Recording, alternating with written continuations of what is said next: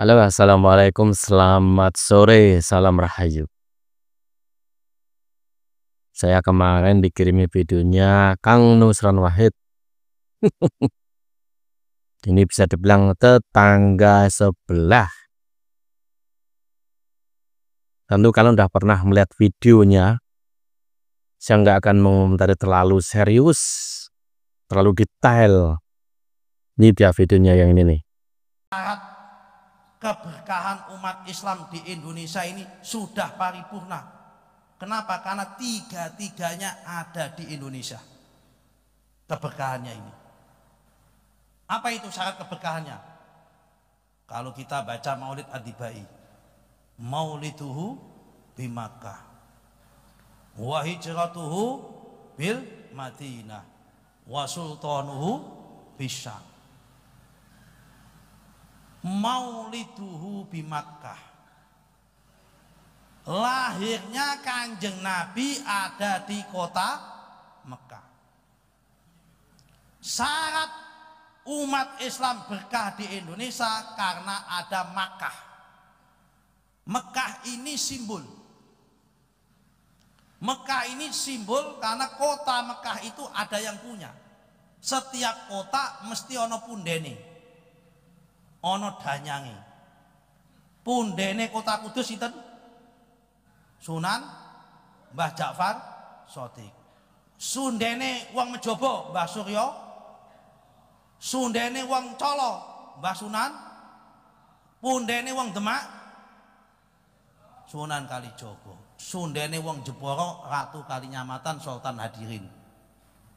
Pundene wong Pati Pangeran Pragolopati. Pundene wong Kajen Mbah Mutamakin. Ngoten kan?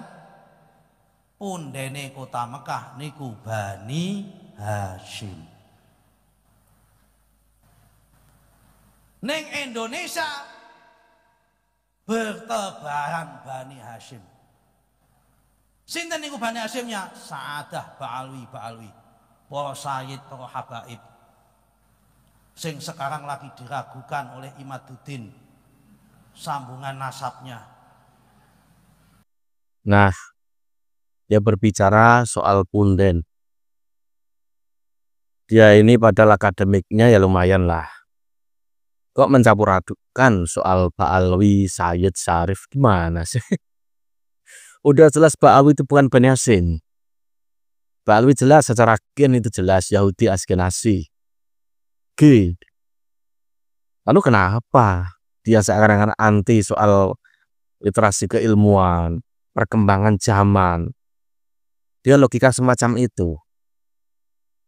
Apalagi nyebut punden. Punden itu apa? Ganyang, punden gitu kan. Roh gitu kan. Roh orang masa lalu gitu. Tokoh masa lalu gitu. Atau apa? Kalau dia menyebut itu seperti sunan-sunan gitu loh. Di orang Jawa identiknya kan wali. Apakah wali itu rohnya itu lalu ngurusi terlalu banyak urusan punden gitu? Di daerah saya juga ada punden. Ada di daerah setiap desa tuh ada. Kalau yang dimaksud dia itu pundennya orang di Nusantara ini kok dihubungkan dengan Ba'alwi, itu konyol. Ba'alwi datangnya itu kapan? Yang dia katakan itu tidak semuanya benar. Sebelum Wali Songo, sebelum ibaratnya agama Islam ada di Indonesia, itu sudah ada kehidupan, sudah ada peradaban. Bukankah yang namanya punden danyang yang paling pas, itu yang memajukan peradaban yang dari awal? Iya toh?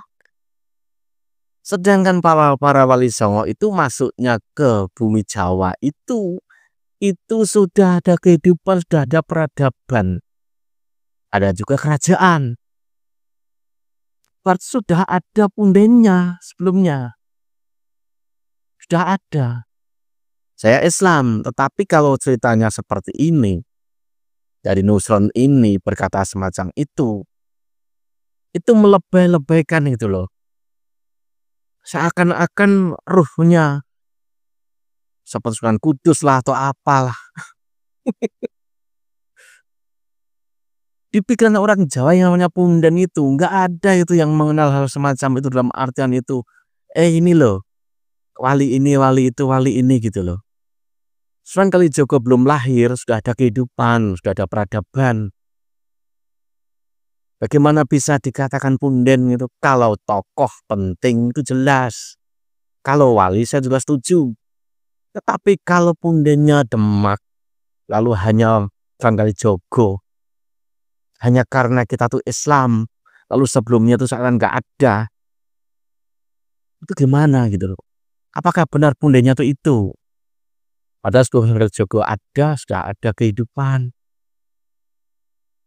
Sudah banyak juga orang generasi-generasi sebelumnya. Saya berpikirnya gimana sih gitu loh. Punden. Padahal di daerah saya itu kalau di punden itu orang hajatan atau bancaan itu. Itu ya seperti masih zaman dulu.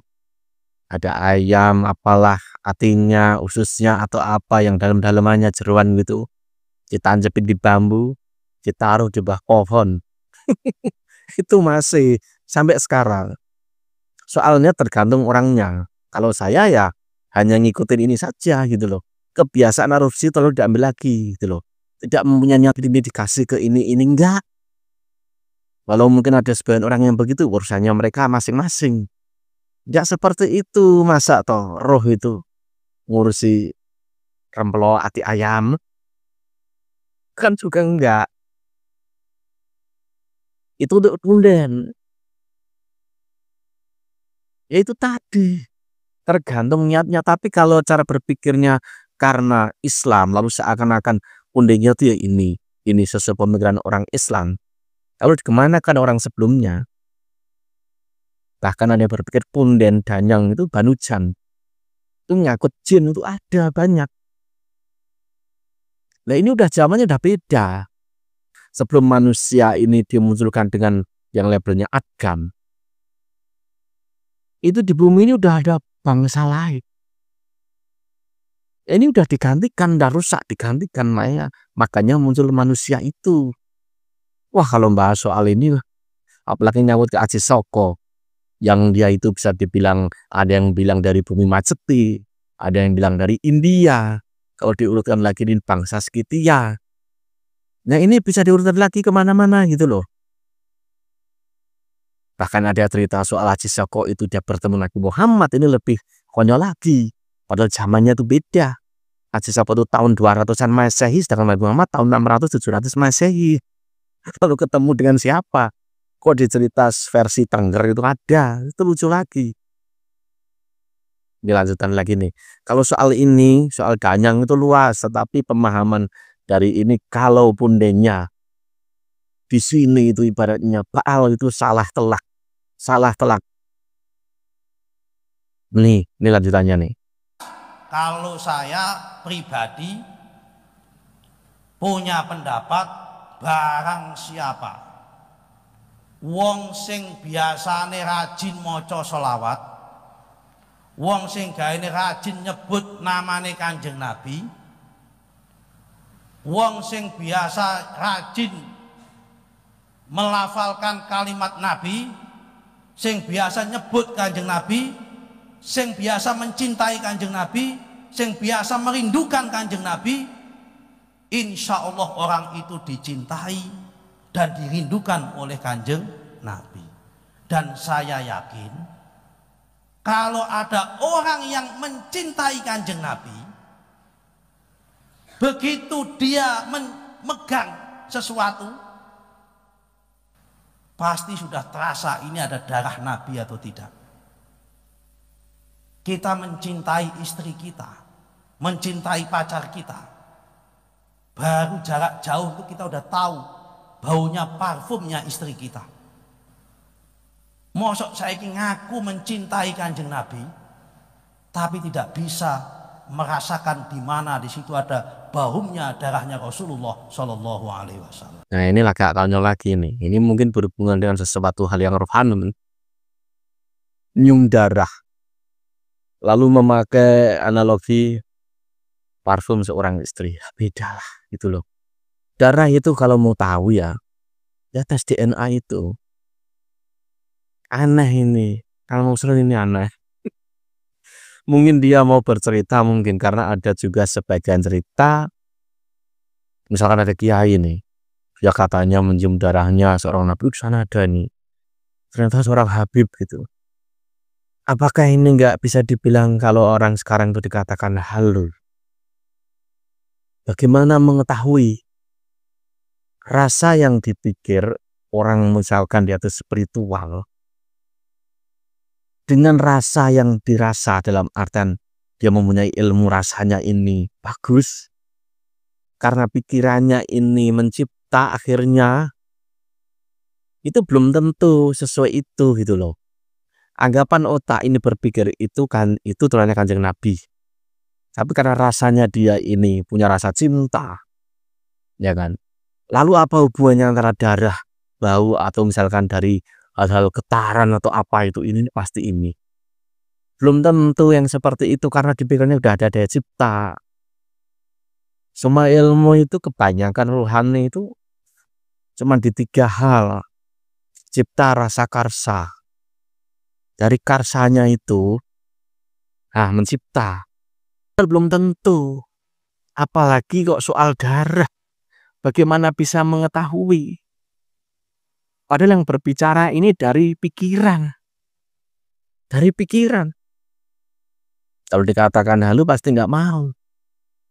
Saya pernah dengar cerita-cerita semacam itu. Tetapi lihat aja buktinya. Soal makam palsu ada contohnya. Itu banyak, waduh ternyata hanya isinya apalah gitu loh. Gimana coba? Saya tuh pernah ya ngobrol dengan dia ini bisa dibilang Habib. Jelas Habib di media ada kok dia. Dulu dia sering ngobrol zaman BlackBerry Messenger. Ya dia cerita sendiri gitu. Dia orang Pekalongan. Dekat dengan si Anu itu. Ternyata dari cerita dia itu banyak kok yang ibaratnya ilmunya tuh melenceng tuh banyak. Bahkan ciri-ciri kalau misalkan sekarang dalam sisi spiritual itu kena dajjal gitu. Itu banyak. Dan itu mengenai banyak orang. Jangan kira kalau misalkan labelnya terang Nabi nggak kena kata siapa. Apalagi Pak Alwi. Dia ngaku sendiri yang paling tua pun kena. Setelah saya sebutkan cirinya ini gitu loh. Urusan spiritual itu seperti itu, tidak bisa itu dijadikan patokan atau hujah atau hukum itu nggak bisa. Tidak bisa. Karena kadang yang menipu itu apa? Dari hasil prasangka kita. Tadi itu akhirnya jadi cipta.